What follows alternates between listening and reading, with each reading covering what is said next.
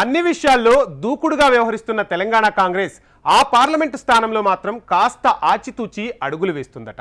అక్కడి అభ్యర్థి ఖరారులో కొత్త వ్యూహాలు రచిస్తుందట. ముక్కోనపు పోటీలో పట్టు కోసం హస్తం పార్టీ తీవ్రంగా ప్రయత్నాలు చేస్తుందట. ఇంతకీ ఏంటా పార్లమెంటు పరిధి? హస్తం రేసులో ఉన్నది ఎవరు? Watch this. కరీంనగర్ జిల్లా తెలంగాణ రాజకీయాల్లోనే కాదు, కాంగ్రెస్ పార్టీకి కీలకంగా మారిందట. కేసీఆర్ సెంటిమెంట్ జిల్లాగా చెప్పుకునే కరీంనగర్ ఎంపీ స్థానంలో గెలుపు కోసం హస్తం పార్టీ వ్యూహం రచిస్తోందట. ఈ స్థానం అభ్యర్థి ఖరారుపై ఆచితూచి అడుగులు వేస్తోంది. పార్లమెంటు ఎన్నికల్లో సత్తా చాటాలని భావిస్తున్న కాంగ్రెస్ బలమైన అభ్యర్థుల్ని బరిలోకి దించేందుకు సిద్ధమైంది.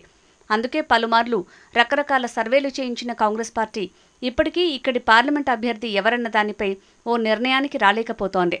అయితే దీనికి అనేక కారణాలున్నాయని తెలంగాణ కాంగ్రెస్ పార్టీలో గుసగుసలు వినిపిస్తున్నాయి.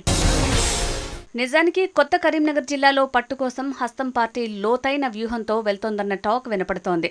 కరీంనగర్ పార్లమెంట్ అభ్యర్థిపై కాస్త ఆలోచన చేసి వ్యూహాత్మక నిర్ణయం తీసుకోబోతున్నారనే చర్చ జరుగుతోంది. కరీంనగర్ పార్లమెంట్ సెగ్మెంట్లో ఉన్న 7 అసెంబ్లీ స్థానాల్లో మొన్నటి ఎన్నికల్లో 3 బీఆర్ఎస్ గెలిస్తే 4 స్థానాల్లో కాంగ్రెస్ పార్టీ గెలిచింది. మరోవైపు ఇక్కడున్న sitting MP Bandi Sanjay BJP నుంచి ఉన్నారు. సో ఎలా చూసినా ఇక్కడ ముక్కోనపు పోటీ ఉండేలా అవకాశాలున్నాయి. అయితే రాష్ట్రంలో బీఆర్ఎస్ కష్టాల్లో ఉందంటూ ఆ పార్టీ నేతలే చెప్తున్న నేపథ్యంలో కరీంనగర్లో ఏ స్థాయిలో పోటీ ఇస్తారన్నది మరో చర్చగా సాగుతోంది. కానీ ఇక్కడ బీజేపీ కూడా కాంగ్రెస్కి ఖచ్చితంగా బలమైన పోటీ అనే చెప్పాలి. ఈ పరిస్థితుల్లో ఓ బలమైన పార్టీ నేతను కరీంనగర్లో తమ అభ్యర్థిగా దించాలన్నదే కాంగ్రెస్ వ్యూహమట.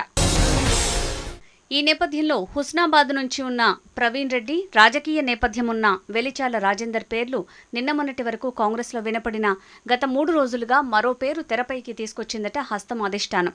తెలంగాణలో అందరికీ తెలిసిన తీన్మార్ మల్లన్న అలియాస్ చింతపండు నవీన్ని కరీంనగర్ నుంచి పోటీ చేయించాలన్న ఆలోచనలో ఉన్నారట రాష్ట్ర నాయకులు. ఈ కొత్త ఆలోచన వల్లే కరీంనగర్ అభ్యర్థి పేరు ప్రకటన వాయిదా పడుతూ వస్తుందన్న టాక్ వినపడుతోంది. తీన్మార్ మల్లన్నను పోటీకి దింపాలన్న ఆలోచనతో ఇప్పటికే ఓ ఫ్లాష్ సర్వే కూడా కరీంనగర్లో చేయించిందట కాంగ్రెస్ పార్టీ. కరీంనగర్లో తమకి బలమైన ప్రత్యర్థిగా బీజేపీ బండి సంజయ్ని భావిస్తున్న కాంగ్రెస్ పార్టీ సామాజిక వర్గాల కోణంలోనే ఈ కొత్త పేరుని తెరమీదికి తీసుకొచ్చిందా అనే ప్రశ్నలు ఉత్పన్నమవుతున్నాయట అక్కడ. బీజేపీ అభ్యర్థి బండి సంజయ్ మున్నూరు కాపు సామాజిక వర్గం కాగా, ఇక బీఆర్ఎస్ నుంచి పోటీ చేస్తున్న వినోద్ కుమార్ వెలమ సామాజిక వర్గానికి చెందిన నేత.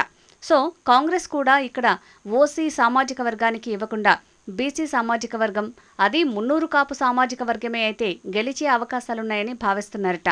అందుకే జిల్లాలోనే కాదు తెలంగాణలో వెల్ నోన్ పర్సన్ అయిన బీసీ సామాజిక వర్గం నుంచి ఉన్న తీన్మార్ మల్లన్నని రంగంలోకి దించే ఆలోచనలో ఉందట కాంగ్రెస్ పార్టీ. ఇలా కాంగ్రెస్ అభ్యర్థిగా కొత్త పేరు కరీంనగర్లో చర్చకి రావడంతో స్థానికంగా ఉన్న కొంతమంది బీసీ నాయకులు తమ పేర్లని కూడా ఒకసారి ఆలోచన చేసి చూడండి అంటూ అధిష్టానాన్ని కోరుతున్నారట. పార్టీ తీసుకునే నిర్ణయానికి కట్టుబడి ఉంటామని చెప్తూనే పోటీకి ఆసక్తి చూపిస్తున్నారట. మరోవైపు ఇప్పటికే వినోద్ కుమార్ని నాన్ లోకల్ అంటూ ఎలివేట్ చేస్తూ వస్తున్న బండి సంజయ్ రేపు ఒకవేళ తీన్మార్ మల్లన్నకే కాంగ్రెస్ టికెట్ ఇస్తే అదే నాన్ లోకల్ నినాదం కాంగ్రెస్ పైన సంధించే అవకాశం ఉంటుందని విశ్లేషకులు అంటున్నారు. ఇదే విషయాన్ని అధిష్టానం చెవిలో వేశారట జిల్లా నాయకులు. గత ప్రభుత్వంపై సోషల్ మీడియా వేదికగా విమర్శలు గుప్పించిన మల్లన్న ఎన్నికలకు ఏడాది ముందు బీజేపీలో జాయిన్ అయ్యారు. ఆ తర్వాత పార్టీని వీడి కాంగ్రెస్ పార్టీకి దగ్గరయ్యారు. అసెంబ్లీ ఎన్నికల నోటిఫికేషన్ విడుదల కాగానే కాంగ్రెస్ పార్టీలో చేరారు. ఆ తర్వాత కాంగ్రెస్ పార్టీ అధికారంలోకి వచ్చిన తర్వాత సీఎం రేవంత్ రెడ్డితో సన్నిహితంగా మెలుగుతున్నారని టాక్ వినిపిస్తోంది.